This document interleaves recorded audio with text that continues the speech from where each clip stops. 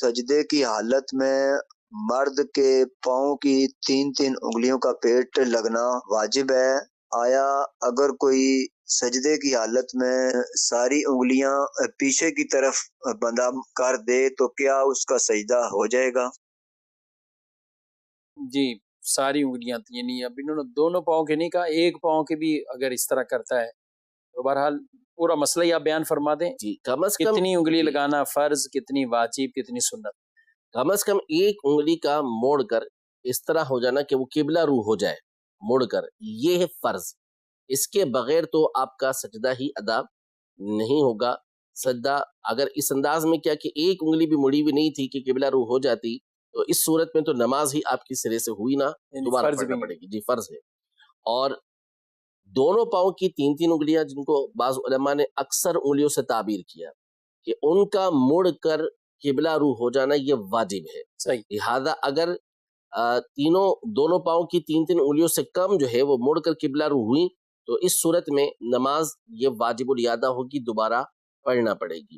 اور تمام کی تمام انگلیاں مڑ کر یہ قبلہ رو ہو جائیں، یہ سنت مبارکہ ہے. یعنی مڑ کر یوں ہو جائے. ایک تو بعض لوگ یوں کر لیتے ہیں، وہ بھی موڑ کے پیچھے کی طرف کر رہے ہیں، پیچھے کی طرف، جیسے یہ پاؤں کی انگلیاں ہیں تو موڑ کر یوں لے جاتے ہیں. تو یوں نہیں کرنا، بلکہ آپ کی انگلیاں یوں قبلہ، جیسے سامنے قبلہ ہے تو مڑ کر آپ کی یہ اس طرح ہو جائے. بعض لوگ یوں پیچھے کی طرف موڑے ہوئے ہوتے ہیں تو یہ صحیح نہیں ہوتا. صحیح. اور یہ جو آپ نے کہا، یہ دوبارہ رکھیے ہاتھ، اگر آپ یہ جیسے صرف کنارے اور یہ ٹچ ہو رہے ہیں، یہ کیا ہے؟ یہ نہیں ہوگا، یہ درست نہیں ہے. ٹھیک ہے. اچھا، اب چونکہ اب قبلے کی ہم بات کریں تو جیسے قبلے کی ڈائریکشن یوں ہے. صحیح ہے. اور اب میں صرف سمجھانے کے لیے کر رہا ہوں، ویسے تو جو ہمارے پاؤں ہیں اس کا تھوڑا سا وہ مڑتے ہیں، یہ نہیں مڑتی ہیں، تو وہ یوں مڑ کے آپ کے یوں ہو جائیں گے، مڑ کر اس طریقے سے یہ جو سرے ہیں آپ کے یہ قبلے کی طرف ہو جائیں گے.